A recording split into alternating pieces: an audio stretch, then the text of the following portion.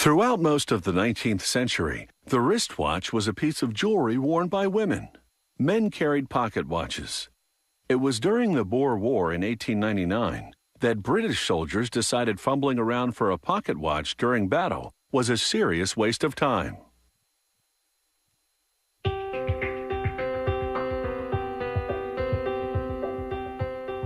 The tools of the trade haven't changed much since pocket watches ruled the day. In this Swiss workshop, the mechanisms are meticulously handcrafted, just like they were centuries ago. The watchmaker starts by polishing parts to a mirror finish. He mixes lavender and almond oils with a diamond paste. He extracts a part called the cage from its storage solution, sets it in the paste, and polishes it against a zinc block.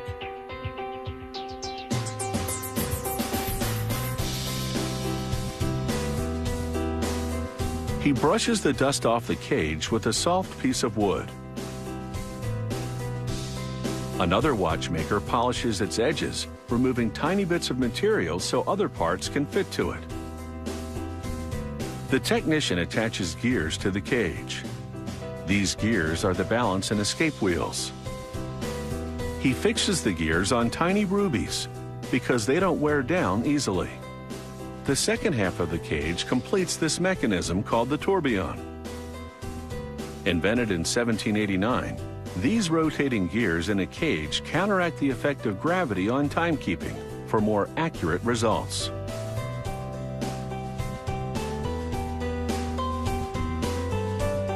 The watchmaker now magnifies the assembly and projects the image onto a screen to confirm that the gears and levers are interacting correctly.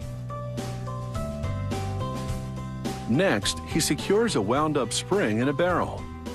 This is the main spring that powers the gears of the watch. He dips a pin in some grease and uses it to lubricate the spring. Then he caps the mainspring with a cover and tamps it down with a special tool. He carefully positions the barrel in its slot on the main plate.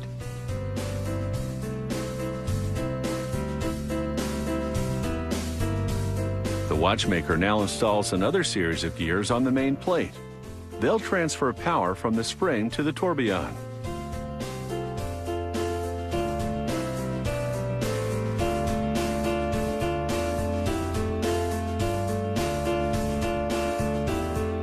He attaches a bridge to the gears to act as a pivot as they turn.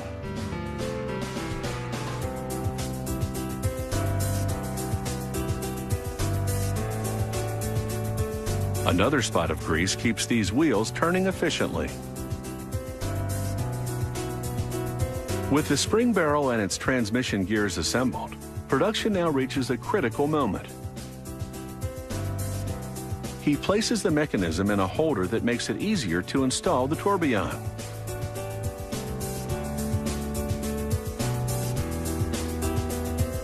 It's a tricky job. The cage must be precisely positioned for its gears to receive power from the spring.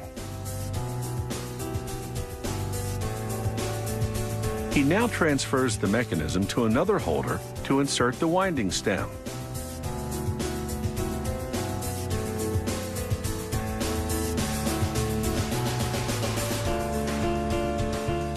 Next, he engraves a circular pattern onto a bridge plate. This high-end finish is called perlage.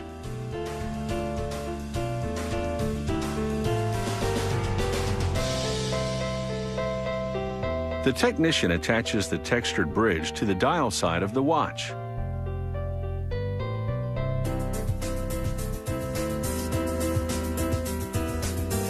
He assembles more gears and a numbered wheel to the bridge. These gears will provide the date information for this timepiece.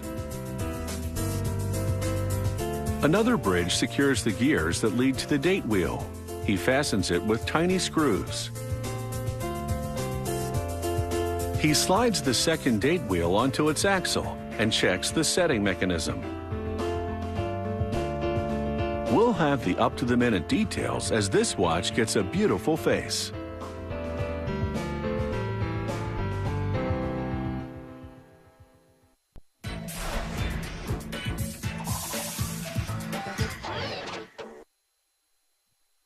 Even in the age of digital and electronic wristwatches, the mechanical watch has an appeal that's timeless.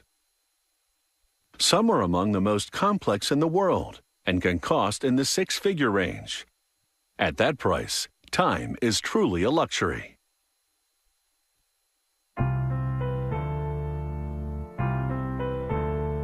In a factory nestled in the scenic Swiss countryside, a highly skilled team has assembled the inner workings of a luxurious tourbillon wristwatch. Now, a watchmaker fits the handcrafted face onto the mechanisms. Using a special tool, he presses the hands onto an axle at the center of the watch. This enables him to set the time and date.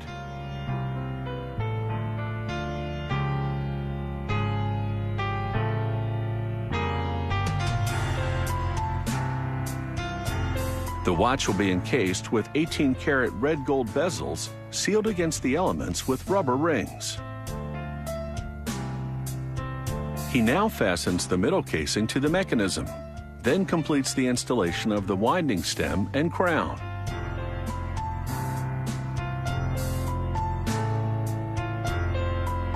The watchmaker lubricates the bridge for the auto winding system, then engraves a parallel ribbed pattern onto it.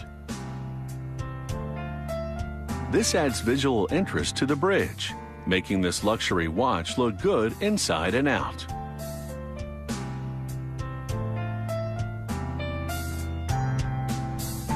After the bridge has been set with jewels, it's ready to be installed at the center of the watch, where its jewels will keep parts from rubbing against each other, causing wear and tear.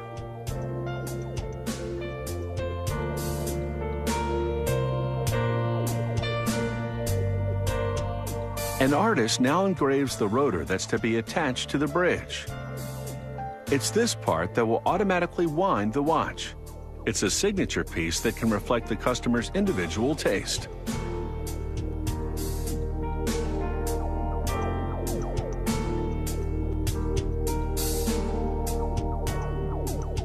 This stylish-looking rotor is now ready to be secured to the bridge. Once installed, even the slightest movement will cause this rotor to oscillate, and that action winds up the mainspring of the watch.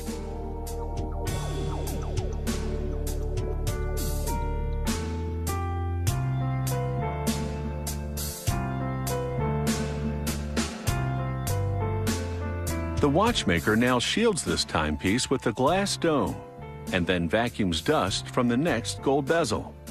He carefully cleans this clear sapphire window because even the tiniest speck of dirt could cause the watch to fail. He snaps the front bezel onto the watch. Then, using a special device, he presses the bezel to secure it. This action also squeezes the rubber ring between the bezel and the watch to create a waterproof seal. This watch will now be water resistant to a depth of nearly 330 feet. The back casing screws into place so it can be removed for maintenance work during the life of the watch. Using a special tool, he tightens the casing to just the right tension. He then inspects the watch to confirm that the rotor moves freely within the case. Next up is a computer analysis of the mechanism. A device holds the watch and simulates wrist movements, while the computer evaluates its accuracy.